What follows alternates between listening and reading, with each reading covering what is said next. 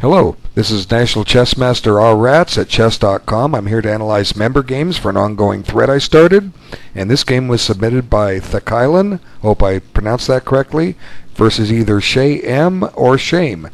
And I find this game interesting. I'm glad I've got a submission from the lower ratings. I've had a chance to look at a lot of lower rated games. I have some students in this range, and beautiful thing about chess.com is it's got all ratings are playing here, and there's a lot to these players. Anyone, if they're serious about chess, can get really good at it. I'm convinced. And right now they're playing people that are good matches for them. Anything can happen. The game can go from won to lost to drawn in back and forth all game, and that's okay. It's fun. It's exciting. If you're an experienced player and trying to learn something, this may not be the video for you. But at the same time, it's good to look at, simply because we can still point out fundamental mistakes and find some tricks and nice things to say about these games. So we got to forgive the players that they're inexperienced, that they're low ratings.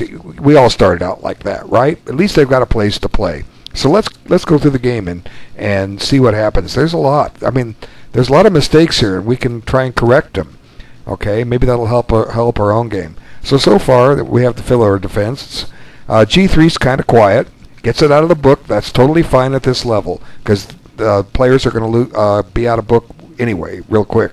Now White guards the pawn. Now he's playing slow, kind of King's Indian attack formation, and now Black kicks, and so I wouldn't have traded the bishop for the knight. It's just too quick to give up the bishop here too voluntarily. So, but it's okay that White did it. And bishop g2. Now White plays a good move here. He sees that Black wants to play knight d4, okay, and pin and win that knight. So he prevents it with c3. Good move. And Black castles. And now, after White took all that thought to prevent the loss of a piece, he immediately loses a piece with a blunder. Now, it's a 30-0 game. I don't know how quick they were playing, but the best advice I can give is think candidate moves each time you're playing a move. And then if you're at this level where you can drop things, ask yourself before you play a move, what can my opponent do? And maybe that'll help, and that you won't drop the piece. So look, there's a free knight. Okay, fine. And now there's the tempo on the rook, so White castles out of danger. Now Black has a winning game. All Black has to do is consolidate. Well, he doesn't have anything to consolidate. Just continue the assault. Play h5 and followed by h4 and make White find a defense. White's going to be defending a piece down, and this knight on b1 is not developed, and it's going to have a hard time getting developed unless the queen finds a better square. Then I can get into d2. But we have a comedy of errors, and suddenly Black plays knight d4, just gives back the piece. White had prevented that move. What was Black thinking? Well, what can I say? These players are low rated and they're learning the game. Let's give them some slack, okay? It's still chess. They're having fun. Okay. Now, kind of an odd square for the queen because it hems the rook in, but hey, have another free pawn. So even though Black has given back the piece, he's still winning. He's now got a 5-on-2 pawn, well, 4-on-2 pawn majority on the queen side. I'm not going to count the d6 pawn because it's opposed by the e4 pawn. 2 pawns ahead. Should win. But look at the ratings. These things don't work the way you want. Now, generally, a good rule is if you're down, don't trade queens. Even if his queen eats you alive, don't trade it. You need yours. If you're going to generate anything, you're going to do it with your queen. Keep your queen on the board. Okay, that's my best advice. Keep your pieces on the board when you're down material. Trade pawns, not pieces. That rule was written before I was born.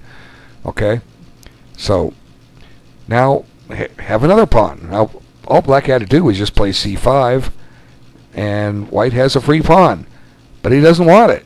This is what can I say? Okay, there's a lot of blunders. That's fine. This game was submitted. I'm going to treat it just like any other game. I'm showing you what the blunders are. maybe you guys didn't see there was a free pawn hanging there. Well, now you do. Okay? All right. So White's still down 2 pawns. He's renewed the threat on d4 that he didn't take it last move. And then Black kind of weakens his pawn structure a little bit, but is it all that bad if he wants to get him advanced? As long as he follows up with c5 next move, all is forgiven. Well, actually, you're not. I made a mistake. You're not on that pawn anymore. The bishop's guarding it. See, I miss one movers. See, I'm just like you guys.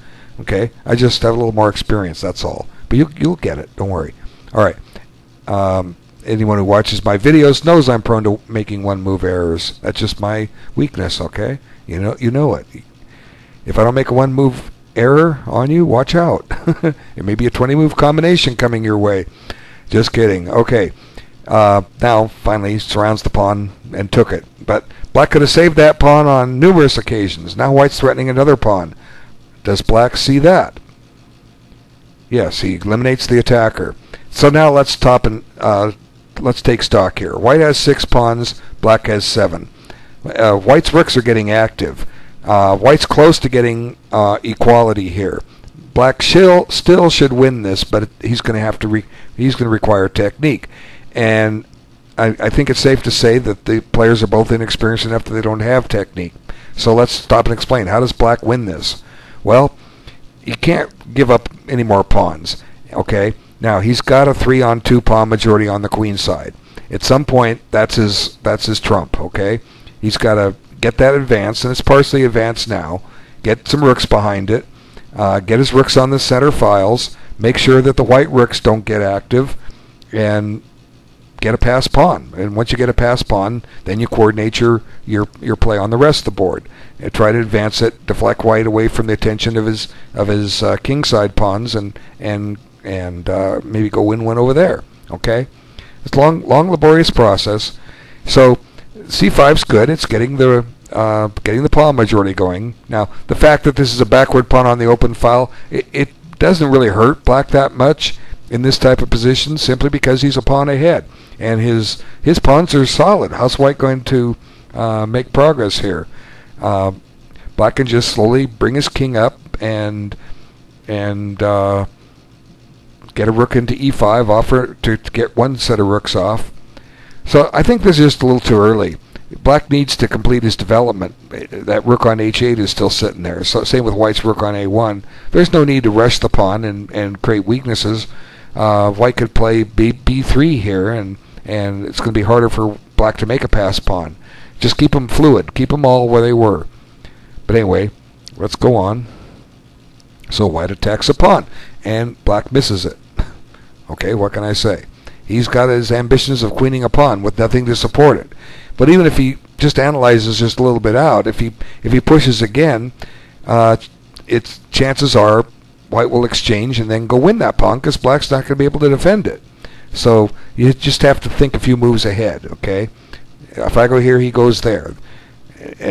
But now, is my pawn weak? Yeah, my pawn's weak. How do I guard it? Okay, these kind of errors can be overcome if you just analyze in the simplest of terms. And if your opponent does something you totally missed, you're going to learn from what he did. That's the key. Okay, so now, who's winning now? Well, White has a 4-on-3 majority. Black has a 3-on-2. 3-on-2 move faster than 4-on-3, but Black's rook is passive and White's active. White's threatening to win the c5 pawn with rook check. Rook c6 check. What does Black do? He doesn't see it. Okay? I guess he says, well, if rook takes rook, king takes, and maybe I'll win get a pass pawn. I'll let you guys evaluate who would win that if it happened. Okay, king b7, and now White, who was once losing, is now a pawn ahead. And the fireworks aren't over. Okay, there was a lot to this, a lot of mistakes, but that's okay. Okay, now Black's getting his king active. White's kind of playing passively. Now the rook's taking his time getting back to c1, and the Black king's improved his position. And now Black finds this wonderful place for his rook. He's down a pawn, but he may be drawing now because he's got an active rook. A lot of times, if you're down a pawn in a rook and pawn ending, you can draw. especially if you can get your rook active. So now the next trick is to bring the king into d3. Let's start menacing the white king side pawns while we've got him tied down. Suddenly black may be winning now. I don't know. You guys can figure it out. But there's no need to make a move like rook e2. Okay. That pawn is not going anywhere. We can collect it at our leisure later. Okay. The key is use your king. Besides, your rook's on the 7th rank. You don't want him off the 7th rank. You don't want to be taking a pawn and free the white rook. No, not at all. You want to penetrate with your king. Okay? So rook e2 and a3. Black could just take on e4 and he's still got a better game. And then if white takes on b4, the king gets even more active. And then the king comes up to b3, and then we go and we win this pawn because white can't defend it. Okay, so a3 was kind of a lemon. It weakened the pawn structure on the queen side. But naturally, black doesn't see it. And I guess he has ambitions of queening that pawn, although there's a pawn in the way, and a rook too. So now it looks like he'll have to switch over to the other plan, get the king in. Okay, so rook d1. Now black should just take this pawn right now. Take it. It's free. No, he has his eye set on that pawn. What's wrong with taking this pawn on b2? I think black's probably winning. That pawn is awful dangerous. The white king is too far away. Mercy. White was desperate and got away with it. Okay, so rook takes e4. And then a check. And the key move I've been saying for a while is to move king d3. Black doesn't see it. He plays rook e2. Now a4 falls with check. If he plays king d3, a4 is covered, and the threat is to go to king c2 and take on b2 and then take on a3, and you're going to queen both your pawns, right? Okay. So he comes here. He's convinced he just can't get that rook right. Okay, now that falls with check. And he goes and attacks the rook and doesn't realize that it gives white a tempo. Another check. And now suddenly the two white pawns, or the two black pawns that were winning this position for black, are now gone. Just like that. Back and forth chess. So when in doubt, make a check. It might be mate, okay? Now back on the 7th. At least he has the idea of the 7th rank. And now the rook should have just gone to a3. There's on a3 here. Put the rook on a3. You want your rook behind your pawn. You want it to run. Then your rook has all this mobility behind the pawn. And anytime the black rook moves, you just advance the pawn a little further. If you're defending this, you want the rook behind the pawn and keep the other guy's rook in front of it. So rook a3, even if you drop the pawn on b2, which you shouldn't have to, but I can just show you how to sacrifice it. Okay, rook a3, rook b4, a5, rook takes b2, a6. Okay, rook has to go back to b8, a7. Now the rook has to go to a8. Now that rook can never move, otherwise white queens. So what's black going to do? He's going to have to get his king over there to take its place. But white starts advancing his king towards black's king side pawns and starts bunching them. So that's how you win that position. Here you're going in front of your pawns and you want them behind the pawns. Okay. Now stop and guard it. Okay, good. Let's see, what else? But now, like I say, now black's got exactly what I said. He's got his rook behind the pawns, and white's is in front. White could have had it the other way. See? There's a big difference. Now that pawn's going to fall. Or is it? Okay, back. Well, just get the king active. Get it to e3. Okay, king c7. Now, black's made some weaknesses for white to go attack. Now, there's no need to rush that. Just go attack the kingside pawns. Start gobbling them. Okay. Now, hello, have a free pawn. if anything, just check and play b4, and you've just advanced the pawns up one row. Okay, now suddenly black has drawing chances again. Okay, let's get it going. Check. And maybe rook f6 would have been more prudent. But now b6 or b5 is threatened. How's white going to handle that? Check.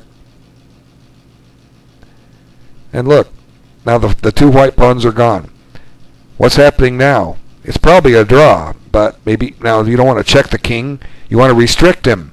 Okay, put the rook on c7. If you put the rook on c7, there's this line, thou shalt not cross. Think of Gandalf in Lord of the Rings, okay? You shall not pass. That king is stuck. He's not getting out. Okay? You don't want to just drive him into your position. Keep him away. Go away. Okay. So, anyway, rook check. Hey, and naturally, black attacks the rook. That's but it's okay. He could have been... I probably would have been playing king c5, just heading towards the pawn. And now at least you could go to e7 and cut him off one more file. Now he can play king d6, and he's getting closer. Mercy. Oh, no, he wants to queen that pawn, but there's a pawn in the way. Why move it? It was defended. Okay, well, anyway, now go back, away from the pawns. I want to stay over here. I'll let you draw that line again. But this is okay. You know, you're going to go gobble a pawn. And the other one. Yeah, it's it's a comedy of errors, but it's entertaining chess.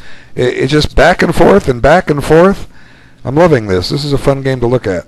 Okay. Now, I mean, almost no matter how, white can't lose this, or can't avoid drawing it unless he gives stalemate. White check. Cut him off. Cut him off. Okay, let's get the king closer. You let him in. Now, there's no need to back the king up. Just push the pawn. Okay? Push the pawn. That closer. Now you're checking him into defensive position. Now, there are some theoretical positions where rook and these two pawns against rook and king draw. You'll have to look it up. It's in rook endings. And you're very close to allowing it to happen. Now you have to play like a grandmaster to win it. I mean, to draw it. I saw a grandmaster lose this position about 9 years ago. I won't mention his name, but I've known him since we were in high school. Cough, cough, Larry Christensen. Okay. The 2003 U.S. Open. He lost to an FM defending this. I was surprised. He didn't. Now, black misses a nice draw. Rook takes h2, check. What are you going to do, white? You have to take. And then black takes on f4, and black is going to win that pawn on f2. So, simple tactics. White, you allowed that. Okay, what? Okay, king g3. That's your move. Okay, then you keep the king cut off, and you just try your best.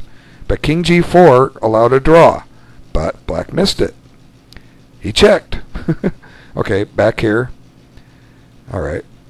And now you're hoping he'll trade rooks, but he won't do that, I hope. Nope. Okay.